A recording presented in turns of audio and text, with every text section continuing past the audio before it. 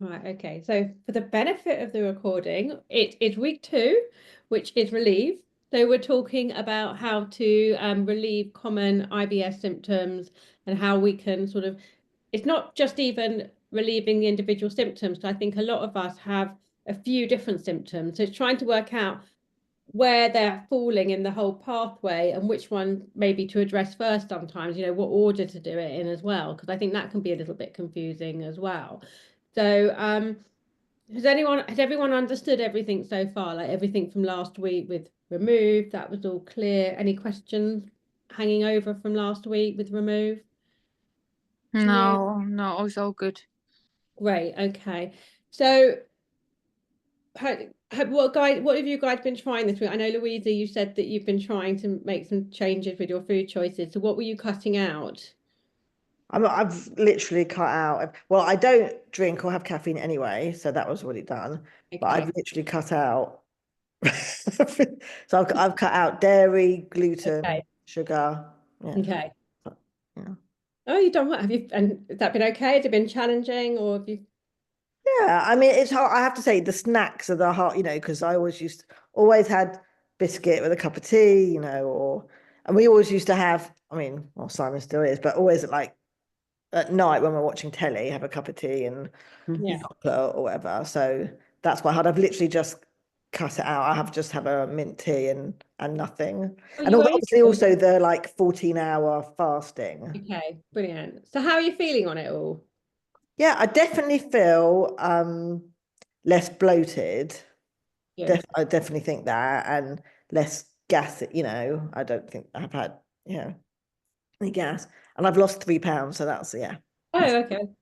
bonus. Good too. Bonus, absolutely. I mean, very often, obviously, if you're cutting out biscuits and things like that, you're going to. Exactly.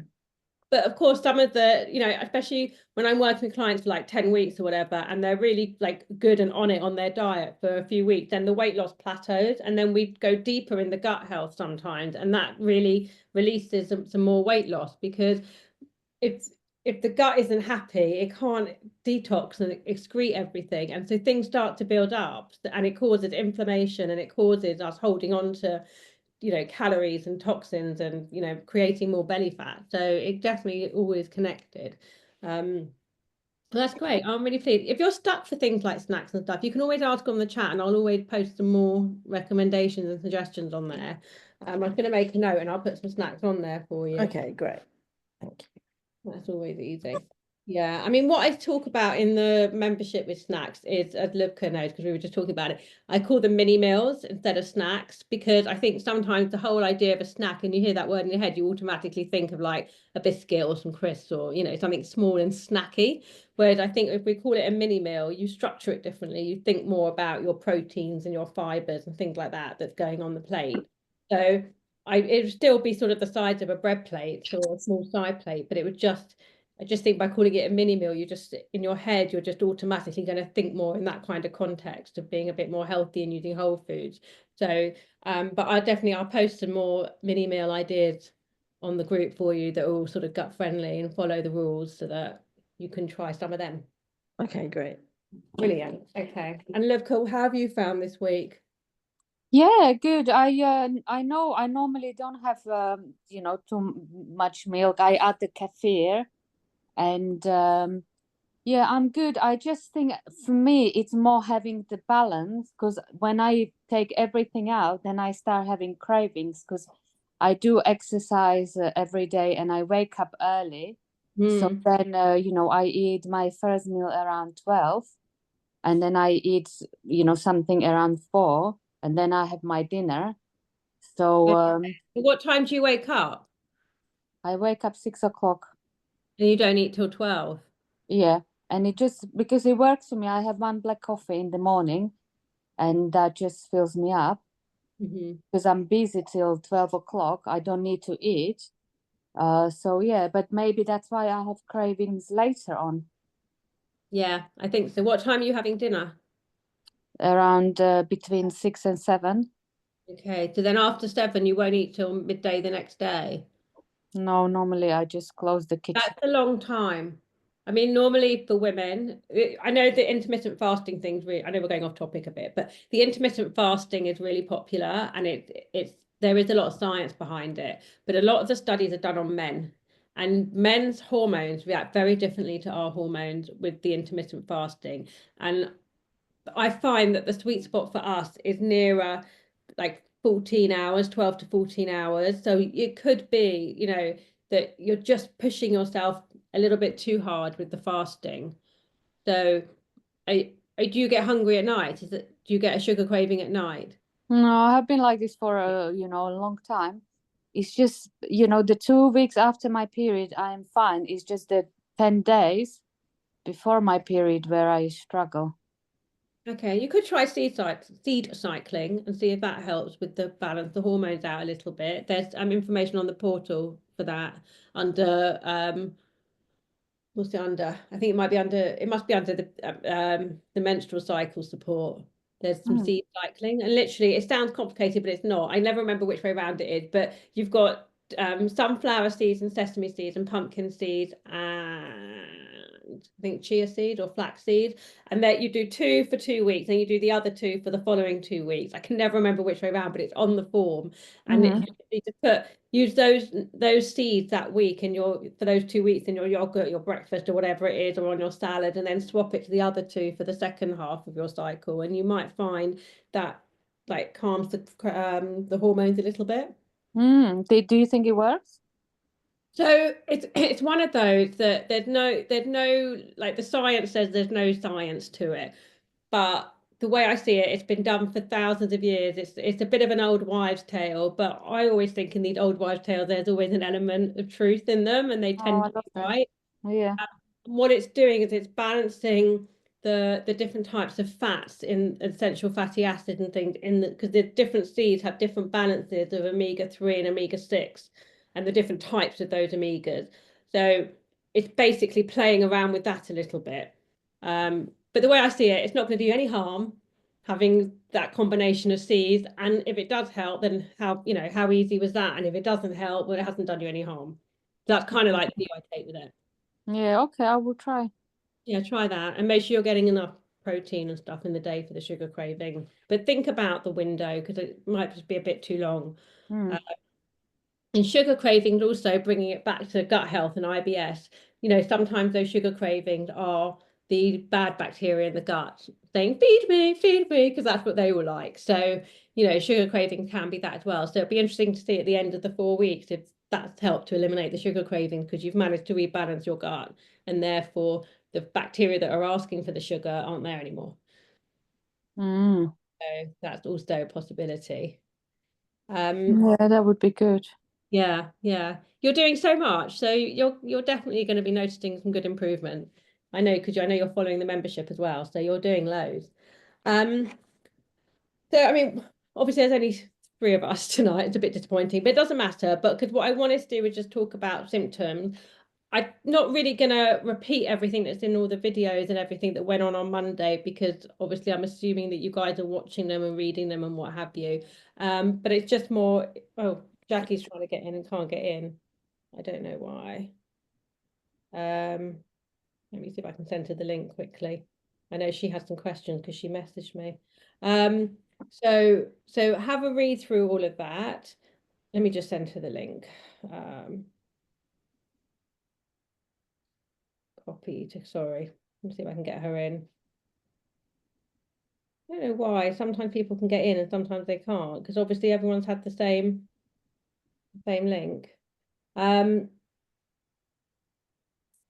So I think it's also with the symptoms. Obviously, I've given you lots of advice and information on how to address individual symptoms, but it's now trying to work out how those fit in and which one to address first, because normally we have a couple of symptoms. So I don't know if that kind of resonates with you guys and if that's what you think. But if it's just trying to work out which way around that you address them first. So normally what I would say is try and address things like the stool formation, the form, whether it's runny or hard or whatever. Hi, Jackie. Whether it's runny or hard, first, because obviously you want to be eliminating efficiently before you start doing other things. So definitely work that end first and make sure that you're going daily and it's not hard to pass, but it's not runny. So if you've got either constipation or diarrhea, start there, regardless of what your other symptoms might be. And then you want to be looking at things like the gut, almost like you want to work backwards. So you then want to think about the gut transit times, so just looking at that and making sure that it's not going too quickly or too slowly. But again, you can't really address that until you've made sure that you are going regularly. So that's like the order you'd want to go in. And then you gradually work your way back, because generally a lot of like bloating and gas starts a bit further back. So that would be the order to address it in. And did anyone got any questions? No? Okay. So did all the tips that I gave on Monday make sense? Was there anything that you tried or yeah, Jackie nodding. Was there anything that you haven't tried or that you're not sure how to implement, or you wanted to ask a question about? No. Okay. Like tumbleweed. Help me out, guys. Okay, fine. So, what I did want to touch on a little bit, because I didn't talk about it so much on the videos on Monday, because it's a little bit more tricky, and I wanted to kind of have a chance to chat with you guys about it, is talking about SIBO. So have you guys heard of SIBO? Are you familiar with what SIBO is? Okay, so SIBO is small intestinal bacterial overgrowth. And what it means is most of our bacteria, our microbiome that we talk about all the time, the friendly bacteria and stuff in our guts, they live in the large intestines at the end where we make our poo. There's not meant to be any bugs or bacteria or microbes in our small intestines further back. And there's a valve that stops things, as we're eating and things pass through the small intestines into the large intestines. It's meant to be a one-way tube. But sometimes bacteria and microbes from the large intestine manage to get back into the small intestine, and they start to grow there. And they can cause a lot of issues. So their main issues they cause is gas. So if your issue is like constipation and diarrhea, it's probably more large intestine. But if you are very gassy and it's smelly gas, then it could be that it's SIBO as opposed to IBS. So it is worth considering that and just trying to sort of think. I'm going to send some information about SIBO. I wanted to have the chat with you guys about it before I put it up. But it is something to consider to see if it's more a SIBO picture than an IBS picture. They often get confused, especially by sort of GPs that are just diagnosing quickly without a lot of diagnostics. The other thing that's interesting with the SIBO is that because the bacteria are now living in our small intestines where they're not meant to be, all our nutrients that we're eating go into the small intestine to be absorbed into the bloodstream. And these bacteria eat these nutrients before they get a chance to be absorbed into our bloodstream. So things like iron, Livka, can be low in people with SIBO because the bacteria feed off of it. And then other nutrients as well, like B vitamins or some proteins and things like that. So it's quite interesting that if you are somebody that gets a lot of bloating, particularly higher up in the abdomen, so like I would say belly button up, you get a lot of bloating and you've got nutrient deficiencies, that's creating more of a SIBO vibe than an IBS vibe potentially. So that's quite an interesting picture. The only way you can really like diagnose if it's SIBO is by doing a SIBO test. So what I did today was on the first module, the welcome module, where it said functional test, I had originally put the in vivo test up there, which is the test I do most of the time. But where I've got a client where I think there's a SIBO picture, we use Genova, which is a different company, because they have a SIBO test that I really like. So I've added now the Genova test with the SIBO test on there so that you can see the difference and compare. The thing is with SIBO is a different diagnostic to an IBS test. With an IBS test, it's the stool test, and you're basically analysing the poo to see if there's different microbes in there or parasites and things like that. And you're looking at it to see if there's metabolites from our bile acids and our digestive juices to see how everything's processing that way. So that's all more like digestive function.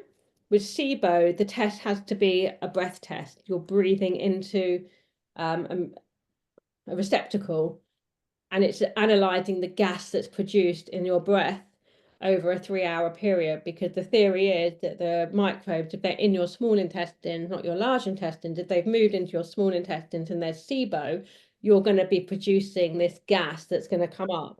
So it's assessing for gas. So it's a different test.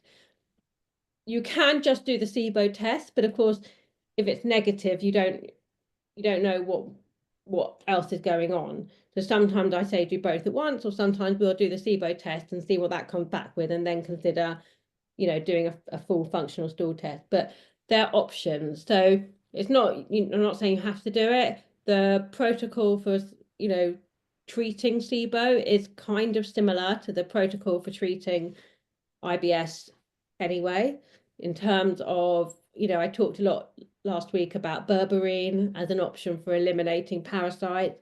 Berberine's really good for SIBO as well.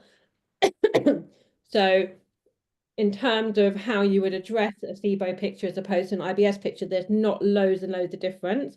I would still go like berberine and oregano, which we talked about, but things like the Saccharomyces boulardii, which I love for IBS, isn't really going to help so much with SIBO.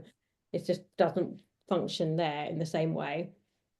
And also, when we look at pre and probiotics and fiber, which we want to bring in next week or the week after to replace everything and to build a healthy microbiome, if somebody has SIBO, the probiotics and fiber are not a good combination. They irritate the small intestine.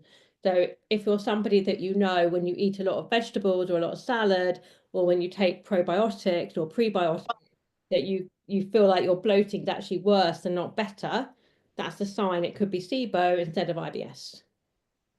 So Lisa, can I ask, could you have both? Could you have IBS and SIBO? And if that's the case, how do you know how to, treat those symptoms? Because you don't know what symptoms you're feeling and what it's I know managing. that's a problem, and it is. And even if you've done the testing and you've got a diagnosis of both, I mean, half of the people that have IBS tend to have SIBO as well. They kind of go together. There's a correlation between the two, so it's not unusual to have both. I think that, when I've got a client who's got both, we do the elimination part that we've done last week anyway, but we do a longer process of the berberine and the oregano, because we know there's something there in the small intestine, and then we wait a lot longer to bring in the fibers and the prebiotics and the probiotics. So there's a lot you can do that's similar. I'm just checking my notes to see if there's anything else that I would say. But it is quite a similar picture, like the plan is quite similar. So you don't necessarily need to do the test. It's just that some people like a test, they like to have a result they can look at and they can see data, and they respond better to that, and it makes them more adherent to the plan. Is there a berberine and oregano? Is it a capsule? Yeah, they're capsules. Is there a particular one you'd recommend, or? I like New Roots. I'll put the details up in the group, on the group chat. New Roots is very good for these sorts of products. But then also Invivo, the company that do one of the stool tests I use, they do a lot of great products as well. I don't think they've got a berberine, but some of their other products are really good. But New Roots is a really nice one. So they're good. And again, with SIBO, you want to support stomach acid production, because you want all that stomach acid going into the small intestines and killing everything. And you want to make sure that the peristalsis, the movement of that muscular movement through the gut, is working efficiently. So someone with like thyroid issues or something like that, where that muscular transit isn't very good. So with digestion, there's two different functions. You've got the juices that digest food, but then you've also got this muscular motion through the digestive tract that helps to break down food and move it along. And that muscular motion can be slowed down sometimes, and that can cause an issue, and that can enable the valve between the small and large intestine to open for the bacteria to get up. Does that make sense? Mm. So sometimes it's, you know, somebody maybe with, you know, thyroid issues, or, you know, they just mechanically they've got a slow movement, that can happen, that they then are making it easier for a condition like SIBO to take hold. Yeah, so How much is the test for SIBO? If you the SIBO test is 180. The stool the actual full functional stool test is 399, but that doesn't give you the SIBO test. That's the problem. They don't do it because one stool and one breath, they keep them separate. So I mean, what I think personally is I would do the 4-week program properly. And even if you think you've got SIBO, then just hold back on the fiber and the pre and probiotics for a little bit. I mean, I know, Jackie, you take the prebiotic already, and that doesn't seem to impact you. So that's, you know, fine, but I wouldn't introduce anything new in terms of pre and probiotics and fiber now. If you think you've got a SIBO picture, wait and see how the next, you know, 2 or 3 weeks pan out and how you feel at the end. And if you feel like, you know, you're making progress and things are getting better, then there's no need to really go to the expense of a test. If you feel after genuinely following the program really well that it's not improving and you can't work out why, then the tests are probably going to give us answers that, you know, we've got data to work from. Okay. Yeah.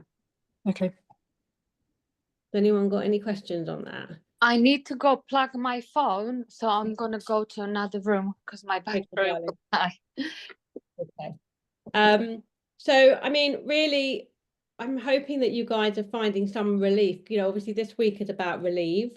So I'm hoping that you are finding that your symptoms are starting to settle. Jackie, do you feel like symptoms are settled this week? Yes, I mean, I have started to remove some of the foods like the cauliflower, the broccoli, and some of those leafy greens that you said that may cause all those issues, because I have a lot of vegetables and stir fry, and I wondered if that was what's making me bloated, like all the things. And I had settled a little bit, but I've only done it this week. But what I find hard is what do I replace it with? You know, it's like obviously if I'm removing those types of food that I really love and enjoy, sometimes I even have it raw and I dip it into a hummus. Right. Obviously, I'll have a carrot instead. But what other options can I have that if I'm taking those types of food away? Okay, so you've taken out like the cruciferous vegetables, haven't you? So the broccoli and the cauliflower. Have you taken out onion and garlic? No, actually, the onion could be the problem. And they got, no, I haven't. You don't like onions, do you?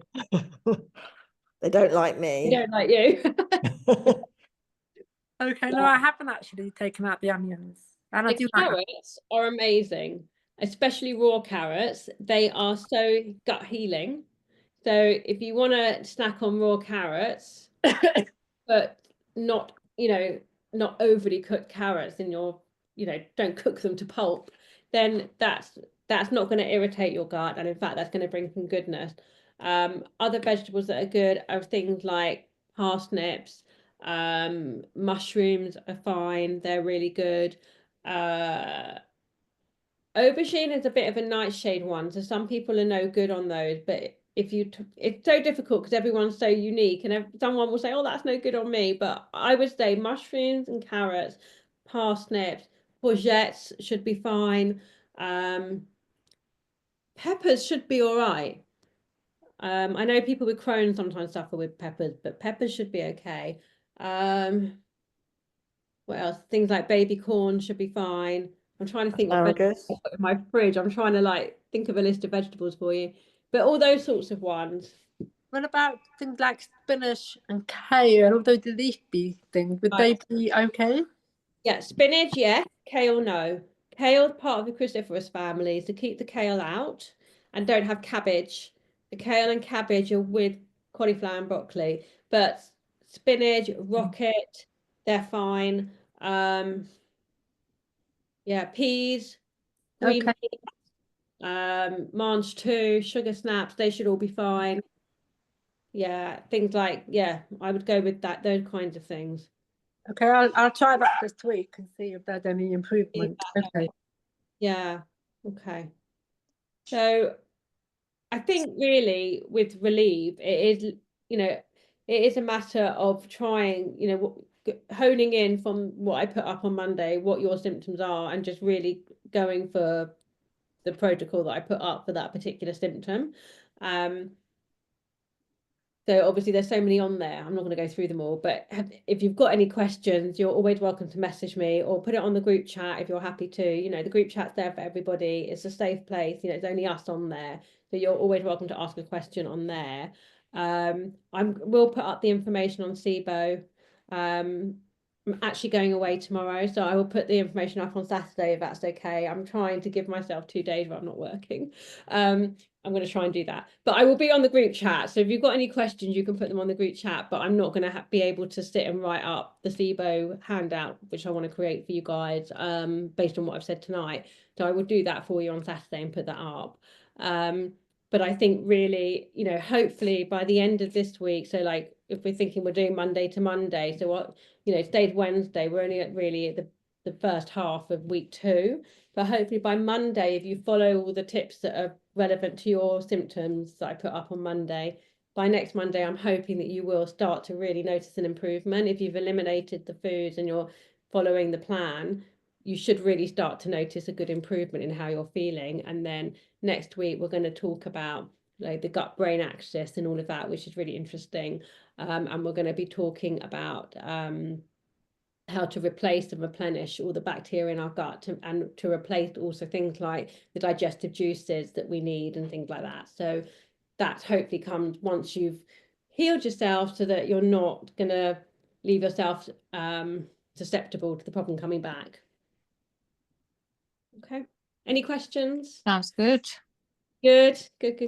No questions? Yeah, Okay. I'm just thinking now, Lisa, that I don't think I have any of this IBS or SIBO problem. I think I might have like more with a gluten sensitivity because I used to eat lots of bread and lots of like a processed food. And now I have like a little bit of red here and like, you know, with my age getting the you know, like a red veins on the cheek. Yes. Okay. So apparently that's also something connected with a gut. What do you think? So it can be connected with the gut. Anything that's more sort of presenting on the skin is more inflammation. So it's more about, that's kind of a leaky gut picture.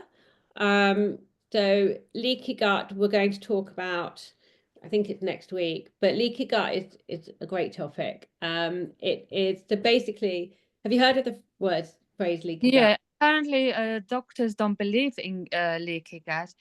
Or Yeah. true? I think that I don't think they like the phrase because it's a bit colloquial, leaky gut, but it's basically talking about the gut integrity. And to me, it makes perfect sense because I'll explain what it means because in case Jackie and Louisa don't know, but leaky gut is basically the digestive tract, the tube. It's only one cell thick and all the cells are lined up perfectly and they're really tight. They're called tight junctions. The gap in between the cell is tiny and they're really tightly held together. And we kind of explain it like every car parking space in a car park is full of a car and they're all like nicely filled and there's no gaps. When there's inflammation in the gut, so things like if you've got a gluten intolerance and the gluten's irritating your gut, if there's any kind of inflammation in the gut, the tight junctions in between these single cells start to open up ever so slightly. And instead of just tiny nutrients getting through, bigger molecules get through, like bits of food, bits of gluten, things like that get through into the bloodstream, and that can cause systemic inflammation. It causes inflammation everywhere. So that can then be why the skin playing up. Things like eczema can be linked back to leaky gut and stuff like that. So I think with the way that our diets are, our Western diets are, and our lifestyles, with stress and, a lot of toxins and stuff in the body, to me, it's not that impossible to think that these tight junctions between these cells can open up a little bit and you get that picture. So I definitely think it's something that you can think about. The way that you improve that gut integrity is very, it's not, what's the word? It's not going to do any damage to the gut. What you want to do is you want to kind of bring the inflammation in the gut down and bring that gut integrity back up by enabling that mucus layer to rebuild, and that enables the cells underneath to calm down and re-knit back together. So doing that through improving nutrient intake, supporting your immune system, because this mucus layer is part of our immune system, supporting the bacteria that thrive in the mucus and make the mucus, that all helps. So yeah, definitely, if you're getting things on your skin, there's massive connection between the skin and the gut, but that is more a leaky gut picture than an IBS picture. Yeah. And what do you think this area is? It not hormones or a bladder or kidney? That's normally hormones under here, especially if it goes up the sides. That's more hormones, but that's more acne rather than a rash. If it's a rash, that's It's more. not bad. It's just I had it there more than before. Yeah. Have you always had something there? No, only a couple of years. Mm, Like with perimenopause. yeah, the joys. I mean, it could be that, if your stomach acid and things like that aren't great, then the inflammation building in the gut, and it's called, it could be a leaky gut picture. I'll Yeah. add some information on leaky gut for you. But stomach acid is also connected with iron deficiencies, I know. Like you said with SIBO. So Yes. or it could be heavy periods. Well, yeah. Yeah. I mean, obviously with iron, are you eating enough? Are you absorbing what you're eating? And are you losing too much? So there's so many different considerations with iron deficiency where that. No, you can be losing, because now I have been on iron protocol for a year. My iron is a lot higher, but I'm still, taking iron tablets. But, if I stop, I would want to know, if the iron will stay or it will go. Are you taking it in tablet form? Yeah. How much are you taking? Do you know what the milligrams is? At the moment, I take 100 with 100. 1,000. So I take 4 tablets, 25 mg in one tablet. So 100. You 100 milligrams of iron a day. Okay, that's a lot. Yeah, but that's the only way help me to increase the iron. Okay. Yeah. So, I mean, I'd be inclined to try and take some of that sublingually if you can. We'll have a chat about it. But when you're putting it into your gut, you can be really disrupting the gut with all that iron going into your digestive system. And if you take it as a spray in the mouth, it goes straight into the capillaries in the mouth and goes straight into the bloodstream. It bypasses the digestive system. So that might help you with better absorption, and it might help alleviate any gut issues. I just had a blood test today, so I'll see how my iron Oh, is. it is. I mean, obviously, the iron's prescribed by your doctor. It's not my place to tell you not to take it. But that sounds like a lot. To see what your levels are like, and if the doctor wants you to stay on iron, ask the doctor if you can take it sublingually. And then, Okay. I'm not saying don't take what he prescribes or she prescribes, but we'll just take it a different way, just to bypass the digestive system for you, because iron can be quite harsh on the digestive system. Yeah, it is, but I feel better having, I have more. Yeah, definitely. Definitely. Okay, well, let me know what the blood tests say and we can have a chat about it. Yeah, I will. I'll speak to you. Brilliant. Okay. All right, everybody.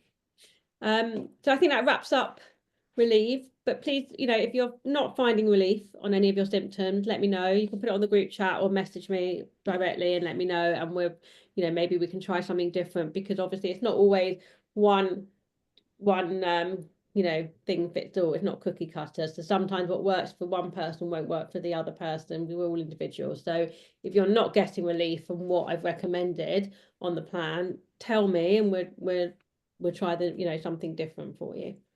Okay. All right, Yeah. everybody. Okay. Thank you. Lovely. Thank you so Yeah. much. All right, no worries. I'll see you all next week. Take Bye. care. Bye.